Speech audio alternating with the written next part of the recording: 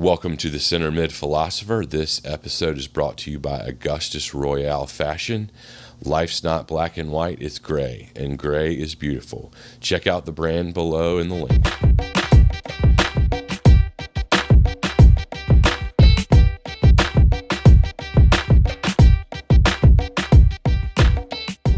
All right, ladies and gentlemen, welcome to this week's episode of the Center Mid Philosopher. Have a very special guest with us today, Rob Lovejoy, Greensboro, Canterbury Cougar, Page High School, UNC Tar Heel legend, one of the best that's ever come through, made it all the way, got drafted to the MLS, Houston Dynamo, a true hero of all of ours. Rob, thank you profusely so much for joining. Man, that's quite an introduction. I'm flattered to be here. Thanks, Matt, for all that you're doing, and the soccer connection is just awesome to make. And I know your kids go to Canterbury, so happy to make that connection as well. And I have to say, you have the perfect voice for it. Yeah, I know. If it took me 42 years to do something with it, I don't know if it's but thank you. No, thank you so much. It's good for something. I've got the worst singing voice on the planet, but I guess I can talk. And I do too much of it sometimes. So just tell me to shut my yapper if I get going. Yeah, man, again, it's just such a pleasure to have you on, and you just had such an incredible impact on our community. And we all, your jersey's hanging in the rafters at Canterbury, and obviously, we both played at Page, and we were second in the nation when I was there. I played with Eddie Robinson and tons of these guys, and I was all conference, all state. And I didn't even get to see the field. I was one of only two sophomores to ever even make varsity. So that's how good we were. And then finally got to play when I was a junior. But hey man, we're gonna get to your background and your story and everything about Rob Lovejoy and soccer. But want to just get to some hot topics, some housekeeping. There's been a couple things that have happened in the world of soccer here this week. And right off the top, there's a guy, I think his name is Meppy. No, it's Lionel Messi just joined Inter Miami. Probably the biggest news to ever happen to the MLS. Literally the GOAT of soccer has spurned Al Hilal, and I don't want to say spurned, but said, you know what, no more Barcelona for me. He's joined. I'd love to just get your thoughts on this as a former MLS player. On a scale of 1 to 10, 10 being I'm as excited as one could get about anything in the MLS, 1 being none. Where would you rank your excitement on this? 100. Nice. Yeah. I think it's great. I think it's great for the sport of soccer. I think it's great for this country. And I mean, he is, in my opinion, the best player to ever play the game. And so I'm flattered that he, made that decision. I was a little bit surprised given, some of the numbers that were being thrown around from the Saudi Arabian League and elsewhere. Obviously the personal connection he has to Barcelona, but to land, the best player to ever play the game, I think that's just going to be a great catalyst for the sport in this country. Yeah, I mean, it's we'll talk about Messi versus Ronaldo later, and I love Ronaldo, but man, and Messi is, I agree, he might quite possibly be the best player that's ever played, but he just went up about 100 notches in my book, because how much money does a man need? I know that. I was actually, at one point in time when it was 500 million, that was larger than the GDP of 8 nations in the country, one of which is Micronesia for any Zoolander fans out there. But then they upped it to 1.6 billion across 3 years, and he still said, you know what? No, I'm going. And I mean, holy smokes, that's cool. I mean, he just, if he wanted American fans, boy, did he just get them. And I'm just really honored. Not that I have any way to be honored, but I'm just really pumped for American soccer that he chose that. And to your point about the going back to Barcelona, that would have been cool. But like, I was a huge fan of Ronaldo going back to Man United, and that was a great first couple 20 games or so. But then it went bad, and it went kind of really bad. I don't think it soured his legacy too much, but it didn't really help it. So I think he made the wisest choice of just saying, you know what, I'm Barcelona. I'm the best that's ever played at Barcelona. I'm just gonna leave that there. But I'm curious, like, for you as a former MLS player, what would you say, like, what's the consensus of current players with that? Because, like, I know there's just massive income disparity, and one of the things we talk about is folks like you and Grant Porter and Eddie Robinson and Logan Paws, who are heroes of mine and former teammates and guys I played with. Eddie Robinson was talking about how he had to live with a Filipino family on Craigslist just even live. Back when the salary is, do you think the vast majority of players are going to embrace this, or are they kind of going, geez, it'd be nice if we could all get a $50,000 raise? And looking at Messi in a vacuum, I would pay Messi to come. I would forego my salary. So I hope that answers your question. But yeah, there has been a disparity in income in the MLS for a long time, and I was fortunate to join later in the process. Yeah. Guys like Eddie Robinson and Brad Davis and DeMarcus Beasley, Landon Donovan, all those names kind of set the path for that gap to be narrowed. Yeah. When I was playing, it still was pretty wide. But honestly, I was never in it for the money. Just personally, it was a goal that I had ever since I was a young kid to play professional soccer, and I didn't really care about the wage gap. Some guys who, want to make a career out of it, it becomes a little bit more of an issue. But, back to the question, I would have paid Messi to be able to play on the same team as him. Yeah. I just think it's going to be unreal. I think, the Messi effect, as we were all talking about, like, in 10 minutes, Inter Milan gained 1 million followers, and in less than 24 hours, they gained like 2.5 million. And obviously, we all know the season tickets have gone from like $78 to like 5,000 or something ridiculous. And everyone in the league is going to benefit from this. But some of the stuff that I've been really impressed with, and we'll see if it happens, but like, you're starting to hear names like Di Maria and Busquets and Suarez and people like that being thrown around, that they may join them in Inter Miami. And like, holy smoke. That's basically Barcelona. And all those guys can still ball. I think, some of the pushback you get from people, the few that do say like, this is just a retirement league. Well, if the effect that he has is that he gets players like Di Maria I've never seen him play better, frankly. Mm-hmm. He's in his prime. Like, the World Cup and his play for Juventus lately has been the best I've ever seen. And if they can get him, that is a top 10, 15 player in the world, pretty much in their prime. So we'll see what happens with all that. Yeah, and also I think it's easy to overlook, but there is a lot of young foreign talent coming into the league, and that's been a trend for a long time now. And these are really highly skilled, high pedigree players that the league is attracting, and I think that's reflected in the quality of play that has increased over time, in my opinion, in the MLS. So I think it's good for soccer in this country. I do think it has an impact on the college game as it exists, and for players coming out of college, young professionals like me. But long term, I'm encouraged by what I've seen. Yeah, you mentioned an influx of young talent from all over the world.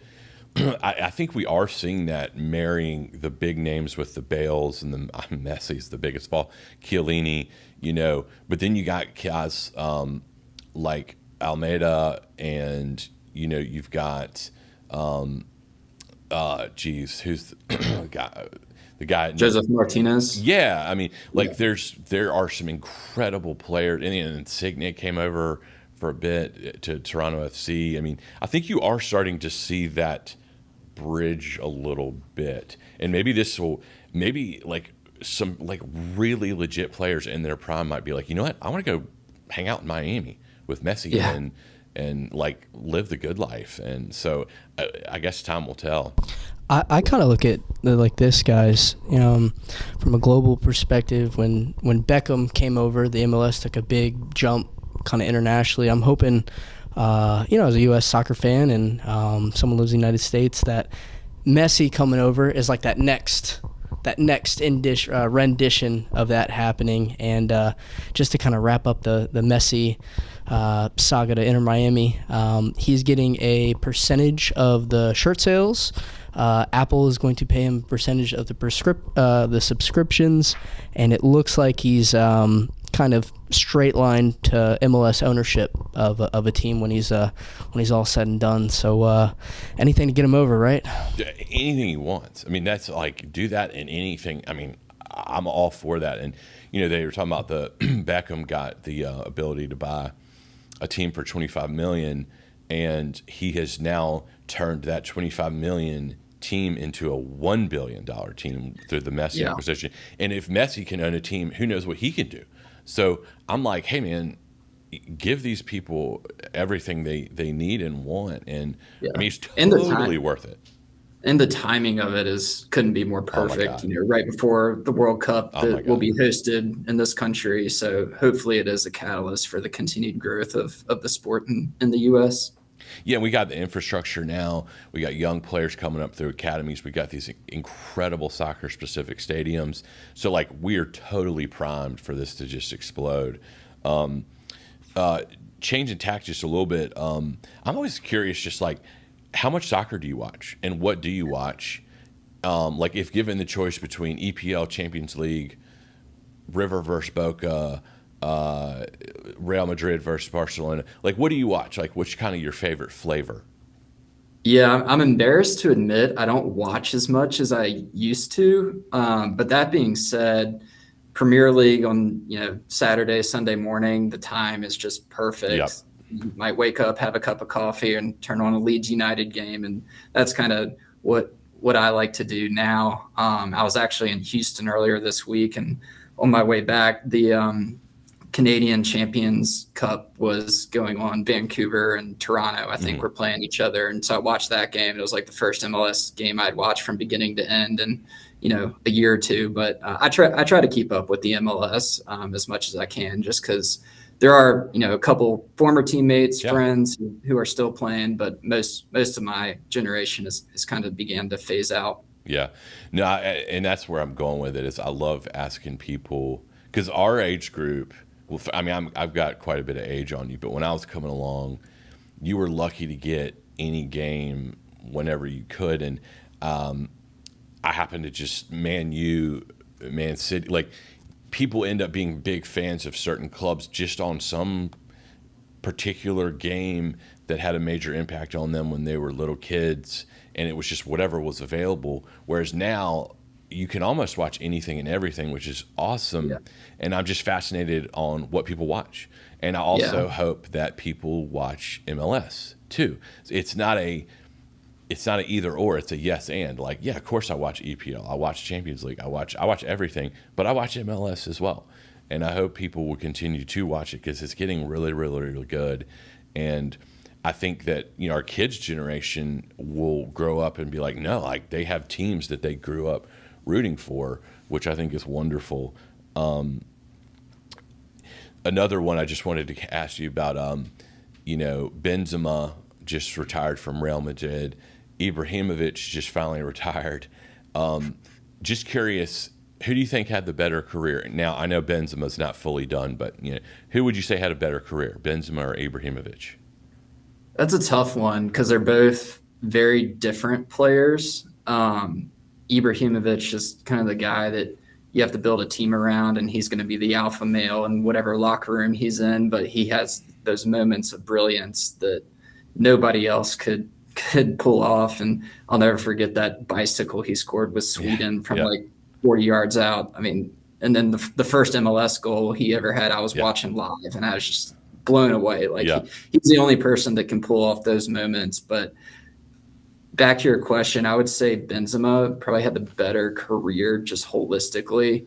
I think he had the unique ability to get better with time. And I don't know how old he is now, but he was in great form like last year in Champions League play, like scoring goals, top goal scorer for Real Madrid. And, you could put him in any environment, and I know that he would succeed. Yeah, I mean, it's funny, like Zlatan, refers to himself in the third person. He, he's kind of like branded himself as like the third to Messi and Ronaldo, but I don't even think he's in the. I don't even know if I'd put him in. I mean, he's a great player, but I don't even know if I'd put him in the top 30 players of all time. And I would certainly not put Benzema necessarily in there. But Benzema is he's certainly a top 10 Real Madrid player of all time, which is incredible. He's the reigning Ballon d'Or winner, which is incredible. And he's like maybe the second or third leading scorer of all time for Real Madrid behind Ronaldo, maybe Raul, which is pretty incredible. So I'd have to agree with you. I think Benzema gets it. Did you by any chance get to catch any of the U.S. U20 World Cup games? I haven't, just because of the time difference, but I've been tracking, the articles, and obviously the loss to Uruguay was a bummer. Just disappointing. But I think the team played pretty well based on what I read in the highlights that I watched. So yeah, something that, just struggle to find time for now, but when it's on, I'll watch it if I'm free. Yeah, no, I didn't get to watch all of it, but I did catch some, and I'm always interested kind of who are the up-and-comers. I don't know, that Cade Cowell is a beast. Diego Luna was a beast. Josh Widner played great. Of course, the Uruguay game, he really had he had an own goal, and then he kind of missed a tackle that led to the other goal. And then Owen Wolff played great. Are there any players that are exciting to you right now, young U.S. Players, MLS or full, U.S. national team players? Is there anyone that is kind of exciting to you? Yeah, someone I've had my eye on, who played in the World Cup, but I think is still young and has a great career ahead of him, is Brendan Aronson. Oh yeah, I just love his style of play. I think he's coachable. I think he's a team player. I think he plays hard. He's gritty, and his technical ability is just unbelievably off the charts. And so I'm really excited to track his success over time. And I think he's a free agent, or there's a clause or something in his contract that allows him to be a free agent after the relegation this year. So I'm curious to see where he ends up, but somebody who I think very highly of as a player. Yeah, I love Aronson. My sons and I watch him all the time, and it's too bad Leeds USA is sort of no longer. And actually, not a day goes by that Jesse Marsch isn't linked with some different club. But the one I saw literally last night was Olympiacos, actually. And if it was saying that if he goes there, he was going to bring Aronson with him, which would be kind of cool. I mean, very different. But, I mean, you kind of hate for him to leave the EPL. But I don't know. It could be cool. I mean, he could be a real star there, maybe. But, no, I love Aronson. And his little brother is a beast. Yeah. I totally agree. He was supposed to be on that U20 World Cup team, but his club didn't release him because they needed him so bad, which is a positive. And some have said he's certainly one of, but perhaps maybe even the best player in that U20 pool, which is really cool. What a talented family. So I want to get to you and your background a little bit more, because I'm just fascinated. So you came up through the academy system, but you didn't play for Fusion, did you? No, so the academy system was really nascent in its early stage when I was coming up. All these academies were being formed all over the place. And so I was on one of the last club teams, traditional club teams, that was actually coached by Elmar Bolowich, because his son was my age. And he put together a little team in Chapel Hill. And so we had players from all over the state coming in for training every day, and home games were in Raleigh. So it was a bit of a drive for me being from Greensboro, but that was my high school team. I grew up in the Greensboro soccer club system. Nice. Prior to that. Wow. How about that? I didn't even know that. So you and I share a exact same background. So I came up, it used to be Greensboro Bucks. I don't know if you ever heard that. That's going old school. Yeah. There's Bucks Red and Bucks Blue, and those games were like Paige Grimsley-esque rivalries. It was awesome. And I then it became Greensboro Soccer Club, actually. And I actually did the same thing as you. I played for Carolina United with Elmar was our coach. Okay. And Logan was one of my teammates. I don't know if you heard the names Matt Crawford, Ryan Levitan, Michael Gell, list goes on and on and on. But they all played at Carolina, and they were sick. Yep. And we were really, really, really, really good. And it was unbelievable to play with those guys. And that's how Logan was on later today. And he and I played club together for Elmar, as a matter of fact. So Yeah. how about that? Same exact thing. Yeah. That's awesome. Elmar was just such a fantastic coach and really primed me to be the best player that I could be. And, had that wisdom about him. I felt like if he wasn't a soccer coach, he would be, I don't know what he would be, but he would be really good at it. So Yeah. just fortunate that that's the career that he chose, because, he's just such a wise, smart man. Yeah. Warm and fuzzy, he was not. However, I've never played better. He was just so tactically perfect. Like, I remember he had us as a team, just a well-oiled machine. Like, I've never been coached like that, where it was like, I remember we had a real aggressive kind of defense approach where we really rushed the D. I don't know if you guys did that, but I'd never never been coached by anyone that had ever done that before. And that team we were on was sick. So we were pretty good too. And I remember the pressing mentality. But what it did was create room for creativity on the offensive end. And he really had a good way of finding that balance of being a tactician, but also allowing enough room for creativity to kind of bring out the best in his players. Yeah, no, he was a truly brilliant coach. It was just an honor to be able to play alongside a lot of those guys and even start with them, which was just crazy. And a lot of those guys, as you know, went on to become MLS legends. And I'm lucky to have said I played right there with them. And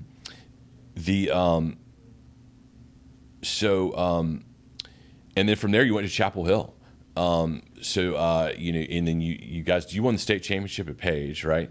And then you had an incredible run at Chapel Hill. And then, so tell me about your time in the MLS. You were at the Dynamo, right? Yeah. So I wasn't sure that I was going to play professionally. When I was in school, I didn't know that was an option, because I actually walked on kind of to the team. Elmar gave me a preferred spot and kind of got me through the admissions process. But I wasn't on a material scholarship, at least initially. And I was fortunate to walk into a team that was ripe full of veterans, guys who played MLS, were some of the best players I've ever played with. Jalil Anababa, Michael Farfan, Stephen McCarthy, just all great guys. And, the opportunity to learn from them and to be thrown in that environment and kind of have to sink or swim was just perfect for me. And so my freshman year, we actually had a bunch of injuries, and I was planning to redshirt from day one. It was never, an option that I was going to play.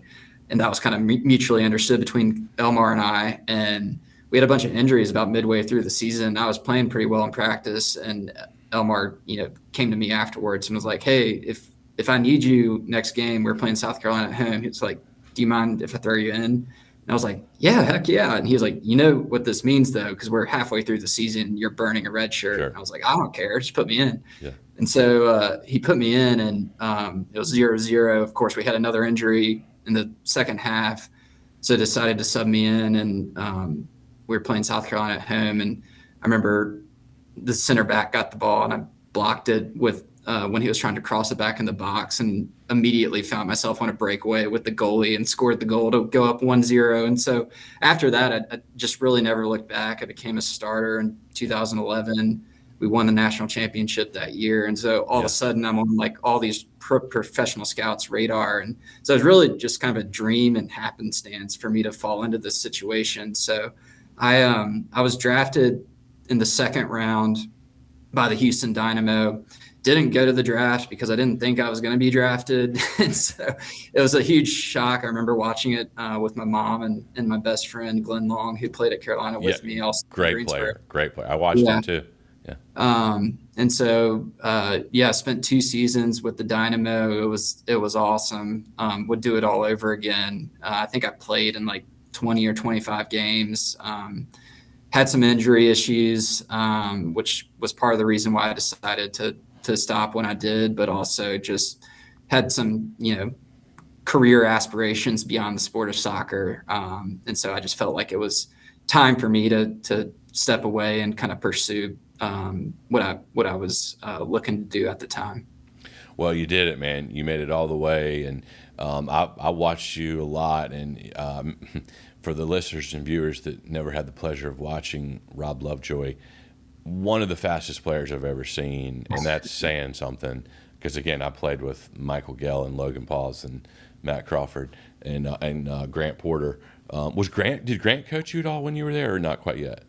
No, Grant was our assistant coach. His first year was 2011 when we won the national championship. So Grant is I can't say enough good things about that guy. He bleeds Carolina blue, loves the state of North Carolina, and he's just a fantastic coach and better human being. So.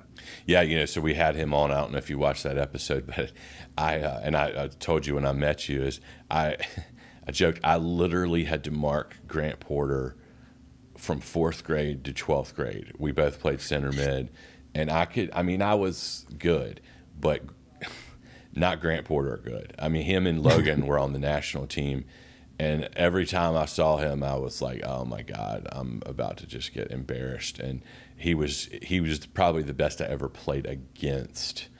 Eddie was the best I ever had a chance to share the field with. Best teammate I ever had was probably Logan. And so, I was, it was just cool that I played with all those guys, and they even remember who I am, which I wasn't, I'm sure they barely do, but at least I was there. So Grant's great player. So I'm also, I've asked everyone this too, and again, we're all Tar Heels. I love Berhalter. I watched him as a player. You should watch him at Carolina. He was a great player, and I thought he did a fantastic job in the World Cup. And he's a Tar Heel, so we love him. But who do you think should be the next U.S. men's coach? That's a tough one because there's just so many names being thrown around right now. I like Greg a lot. I know Greg personally. He was a coach at Columbus when I was drafted. So got to know him then and through the Carolina Network. And I think he did a fantastic job in the World Cup, and, hate all the off the field stuff that happened afterwards. But I think there is something to be said for continuity. And especially now in this point in time where we are in this country with respect to soccer, because last World Cup was really, or maybe it was just before that, was really the first or the most meaningful generational shift that we experienced with guys like Landon Donovan, Clint Dempsey, DeMarcus Beasley kind of phasing out and new guys coming in. And I thought Greg just did a fantastic job of putting together a team that included, some American born and MLS players with all the European talent that we have come to know and love. And so, I believe in his system. I think he's a brilliant tactician. And I'd love to see him get another shot, to be honest. But, it's not up to me, obviously. I know there's been some recent hires at the front office of the U.S. Soccer Federation. Yep. Cindy Parlow, I think, does a great job. Mm-hmm. I know her husband well, John Cohn, and just think highly of them. So I know that I trust the system that it'll work out the way it's supposed to. I also think highly of Jesse Marsh. He was coach at New York Red Bull when I was playing.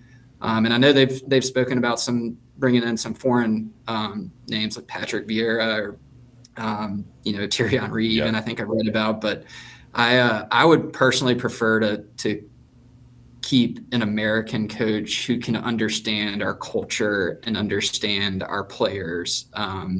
Because I think we tried that a little bit with Jurgen Klinsmann, and there's some mixed reviews on that. And he couldn't have been a better coach.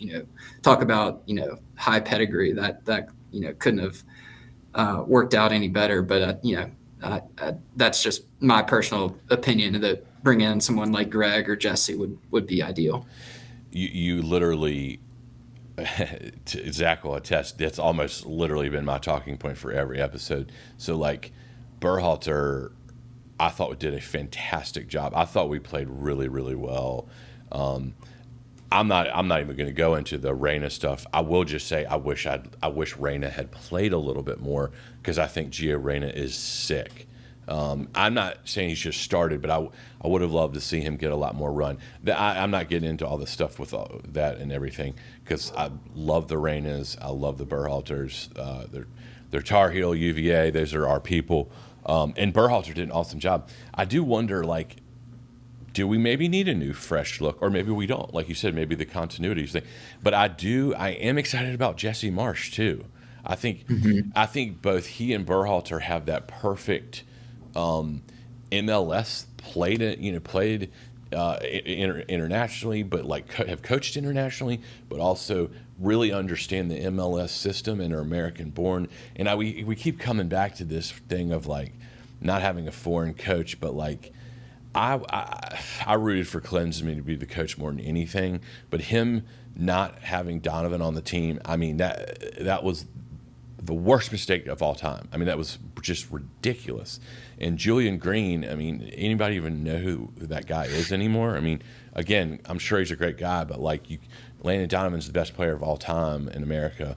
But anyway, I don't know, Marsch and Berhalter, and man, you get excited about Thierry Henry or Vieira, but like there's something about the American athlete that's just unique. And so I tend to agree with you. Yeah, no, we'll see. I hope they make a decision quickly, because World Cup is 1,000 days away. So yeah, we got to get going. Just one or two more quick before we hop into the fun rapid fire question. I'm curious, what was the coolest or most intense environment you ever played in the MLS? What was like your favorite stadium to play in, or your least favorite stadium, or least or favorite team to play against? Yeah, it's a good question. For me, it was probably the Portland Timbers, and I know that's probably the expected answer, but I've never seen anything like it, that their fans were in their seats before the bus got to the stadium. So we had to walk across the field with the entire fan base yelling and screaming at us. And I mean, I just will never forget, the atmosphere and the energy and just the noise of that stadium during that game. And I actually ended up coming off the bench in one of my few appearances and thought I played pretty well, but then got laid into by the coach afterwards. So it was just one of those memorable games that I don't think I'll ever forget. That's all. Yeah, man, that's on my bucket list of places to go. There's so many cool ones now. I want to, Minnesota and Austin FC and Nashville and St. Louis, but no, Portland has got to be way high up there. Sporting Kansas City is supposed to be great too. Yep. All right, man. Well, we're going to dive into the fun rapid fire questions. I hope you have fun with these. All right. Are you ready? I'm ready. All right. The favorite, Messi or Ronaldo? Who you got? Messi. Right on. No question. Right on. And story there, I've actually trained with Messi. Oh my God. When we were in Houston, Argentina was playing a friendly against Bolivia the night before, and they played their second team in the game, and they asked to use our facility the next day for the first team to train, which included Messi, Di Maria, Aguero, Otamendi, all the starters. And they needed 5 more players to come complete their small-sided game, and so I got picked. And Dude, I will never forget just like shaking how nervous I was to be on that field, but it was just such a blast. And oh so my God. from then, I've always been a Messi fan, always will be, but that just was icing on the cake for me. Well, I mean, were they just sick, or like were they nice? Like, did you get to interact with them at all? A little bit, yeah. I mean, most of them don't speak English, but the quality of play on that field was just unmatched to anything I've ever seen. It's like the pace, the decision making, the movement off the ball. It was fun to match yourself up against that and just realize how, much of a gap there still exists between what great looks like and what we think good looks like in this country. Well, whatever else you do in this life, you did that. And that, I mean, holy smokes, I'm not sure we're going to have anyone on here ever that's done that. So that's a topper of all toppers. Messi or Maradona?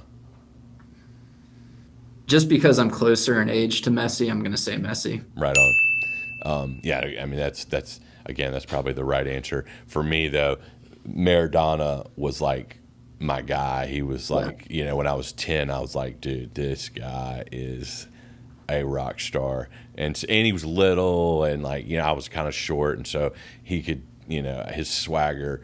I always have a sweet spot for Maradona, but Messi's probably had the more impressive career.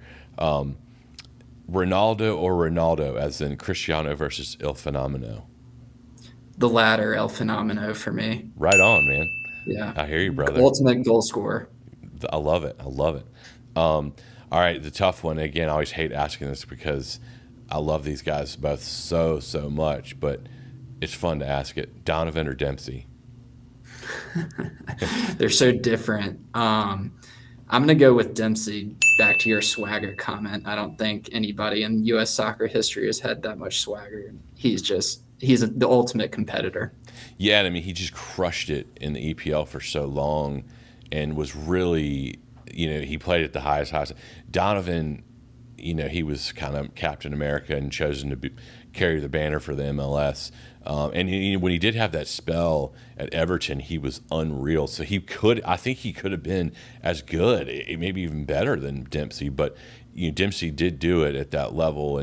But again, we're talking about two American heroes and two of my favorite players of all time. Who's your favorite player of all time? Sorry. You're good. I'm going with favorite player of all time is definitely Messi. Right on. By far, the 2011 Barcelona team was my team that I, will never forget. One, because we won the national championship that year as well, but their just ball movement, the players they had on the field, they won the treble. That was kind of my favorite team to watch growing up. Yeah. Plus, you just mentioned you played with them, so I mean, how could you not say that?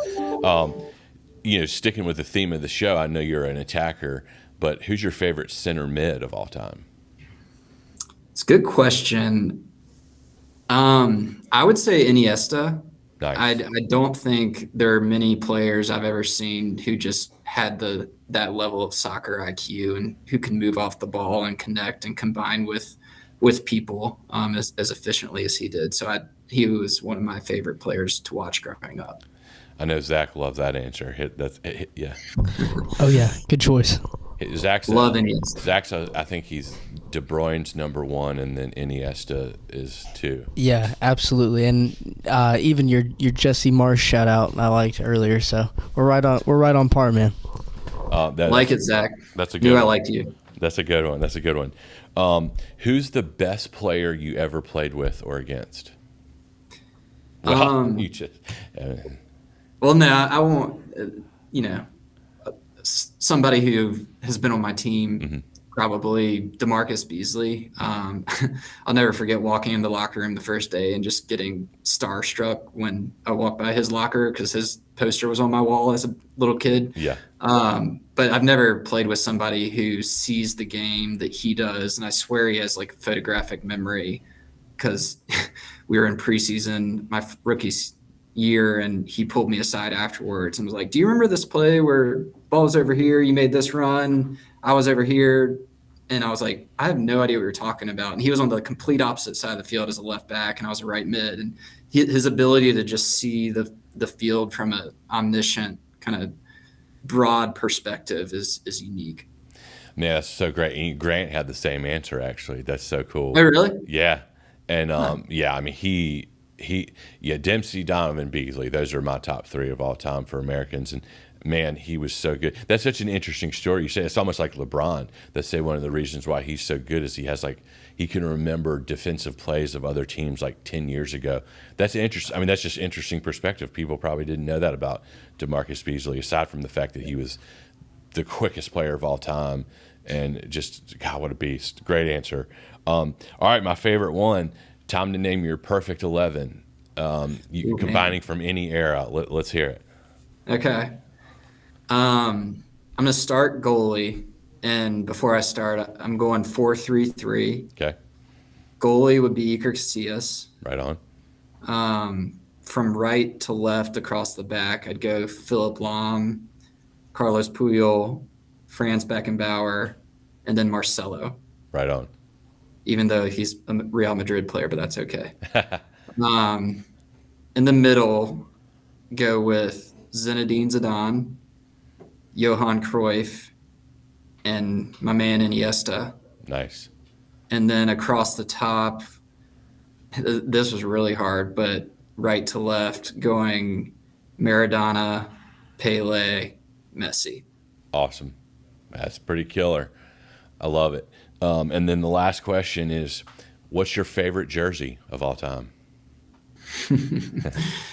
Does it have to be a club or can it be country? Absolutely. It can be country. It can be anything. If it can be country, Croatia, 100%. Nice.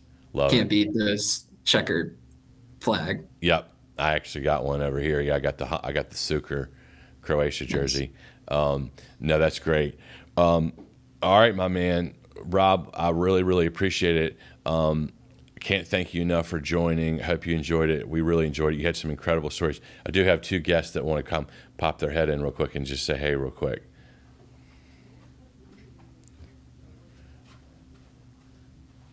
Hey. Hey, guys. All right. On the count of 3, say 1, 2, 3, go Cougars. 1, 2, 3. Go Cougars. Love it. Go Cougars. All right. All right, man. Well, thanks so much, Rob. Thank you so much for joining, and we really appreciate it. Yeah, thanks for having me, Matt.